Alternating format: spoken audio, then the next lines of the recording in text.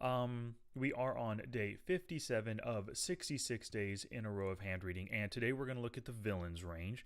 I've got it sorted by turn action here, so we'll just scroll down until we find a decent looking hand. Oh, we cover this one. Check, check. I'm sorry, call, call, check, bet. Good, good. See if we can't find another one. Raise, bet, check, and then I bet the river once they show weakness. Let's check out this hand right here. So as you know, we always, when it comes to hand reading, we always need to have our template right here, split suits template, to help us when it comes to hand reading, help us record and remember, and it helps us to think about percentage form, number of combos, what their full range looks like as we use it. And of course, whenever whenever you're doing hand reading, you need to have the good old-fashioned Flopzilla open as well. So I'll bring this window over. Gravy, we are good to go. 877-91071.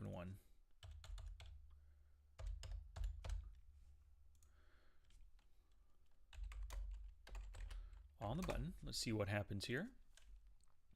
Remember, we're hand reading the villain in this range. We got a tight aggressive, and only 20 hands, but pretty darn loose aggressive. 3-bet at 44% is 4 out of 9 times. Wow.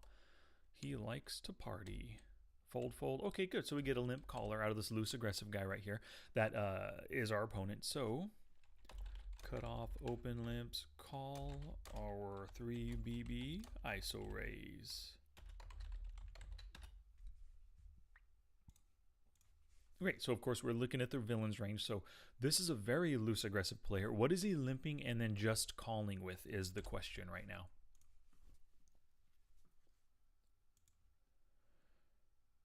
Now, he's super loose aggressive in the cutoff. He can be coming in with a ton of hands. He is so aggressive. We got to say he's raising all of those to start with, right?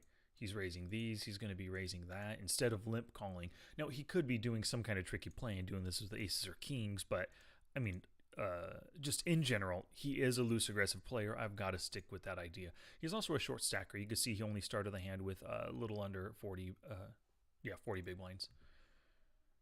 Ace 9, I could see all these limping. I think that's going to raise. That's going to raise. Those are going to raise to come in. Often raising instead of just limp calling. Let me see, so far he's raising 37% of hands. I mean, he's got to be raising all those better ones right up there. Maybe we can keep the King 10 in. Keep these offsuit ones in. Maybe that one. This one, King Jack is often going to raise. I think Ace 9 offsuit. Those could just be limp calling. Ace 9 suited. King 10 or worse. I think he's raising with King 10. Queen 10 might just limp call. But we're going to give him all these weaker. Let's give him all the suited 10s as well. Limp calling. Let's just cut off these super weak limp calling hands. Let's go down to 6-5. Maybe not 9-7. Yeah, this seems like a pretty good range. It's 47%. It's a lot of combos. 616. Hopefully we'll be able to do some, based on the board and based on his actions post-flop. Hopefully we'll be able to do a little bit of narrowing of ranges. Did I copy it? Dagnabbit. Cool.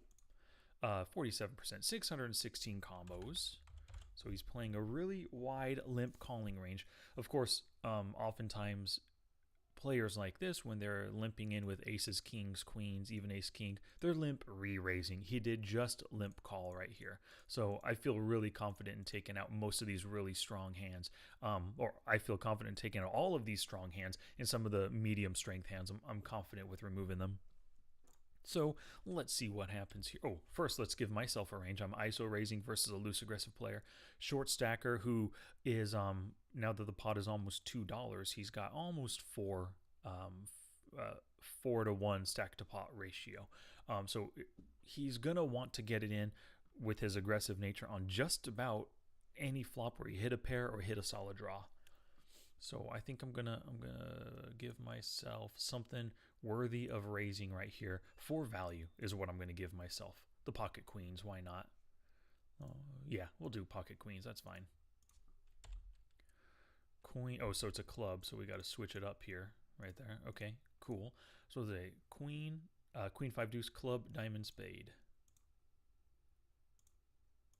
So on this board, really hard to hit. You can see his range only hits 5% of the time for a top pair or better because we've removed so many queens from his range, as you can see right here.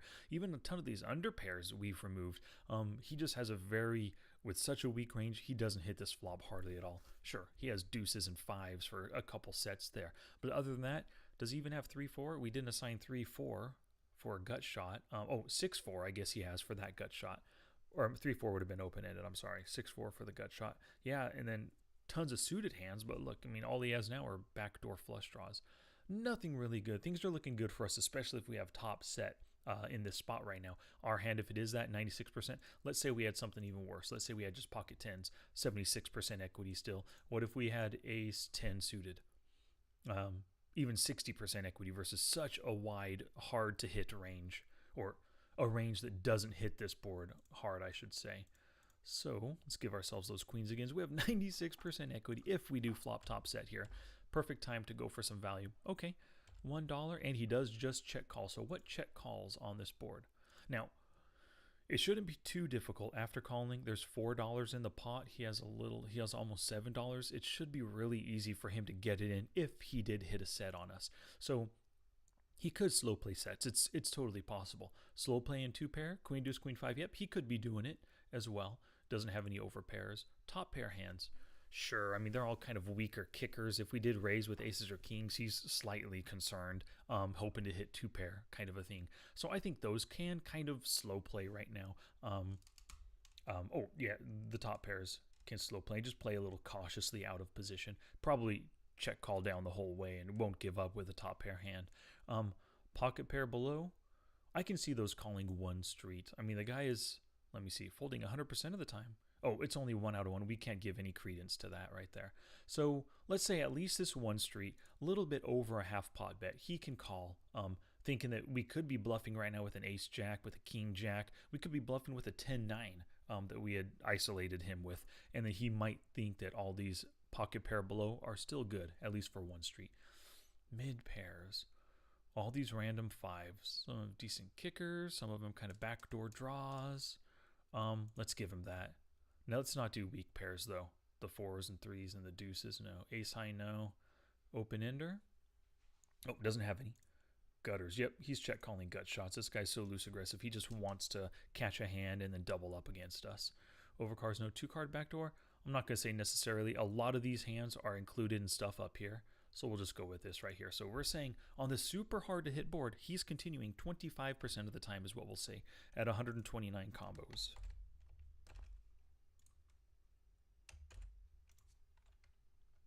I don't remember, 129, 25%?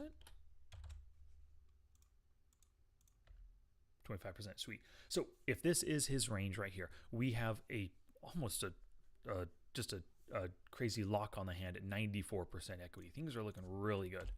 Now the 4 of clubs comes. 4 of clubs, what does it do to equities here? It gives us 85% because as you can see, the 4 of clubs, for some of the different hands that he had right here, the 4 of clubs actually adds a little bit of equity to him. Completed a couple, some gut shot draws and stuff like that. Oh no, gave him 2 pairs. I guess that's what it did right there. Yep. All right. So what happens? He checks, and then we check behind. So I'm thinking really I do not have a set at this point. I probably have some kind of like under pair. Jacks, 10s, 9s, something like that. As you can see, if I did have jacks, 10s, or 9s making that bet on the flop, he hit that flop just so infrequently at, 5% of the time or something, that it was a good bet. I'm probably getting called by a ton of weaker stuff, weaker than jacks, 10s, and 9s. But I just check, and he checks behind. Now, at this point, if we think about what range is he checking, he's really probably checking with his entire range. He doesn't have to bet a straight, and he doesn't have to bet a set right now.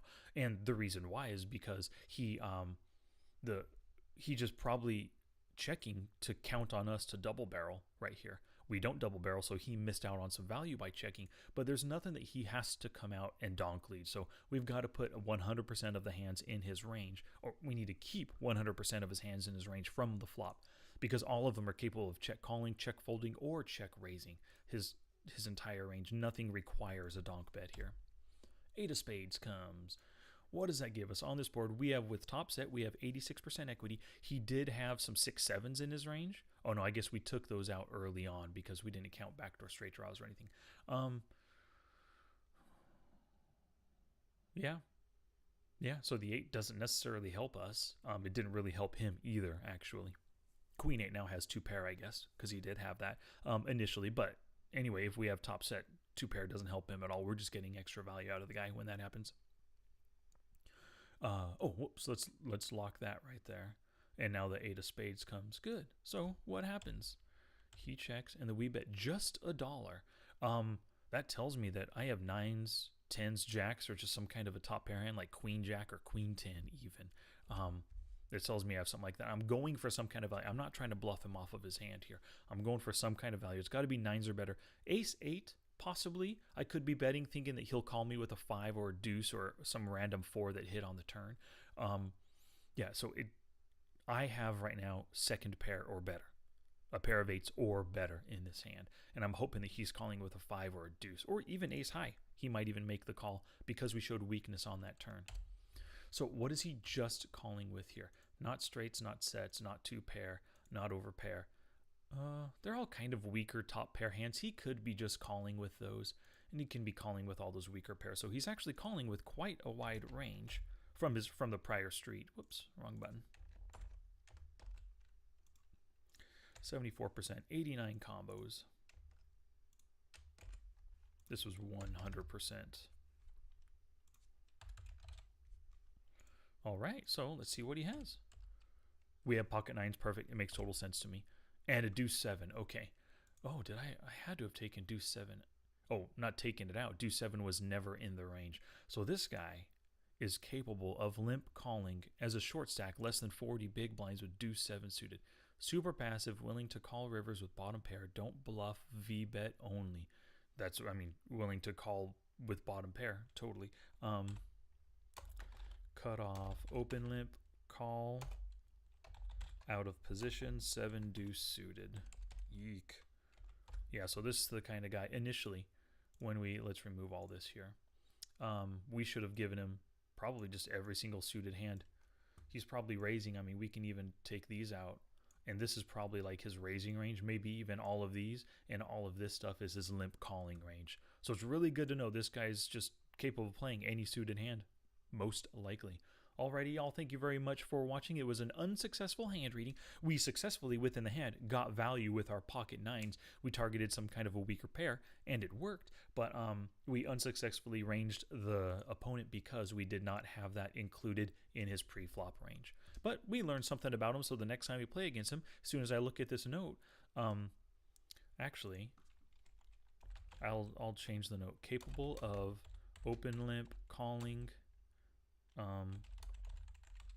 all suited hands.